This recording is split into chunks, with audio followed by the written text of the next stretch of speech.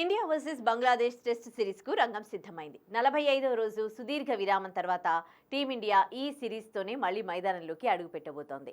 చెన్నై వేదికగా గురువారం నుంచి తొలి టెస్టు ప్రారంభం కానుంది. ఈ మ్యాచ్ కోసం రోహిత్ శర్మ సారథ్యంలోని భారత జట్టును బీసీసీఐ ప్రకటించింది.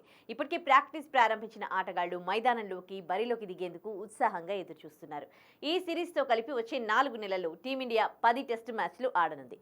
ఈ సిరీస్ను గెలిచి తమ టెస్టు సీజన్ను ఘనంగా ప్రారంభిస్తామని రోహిత్ శర్మ మీడియా సమావేశంలో వెల్లడించాడు.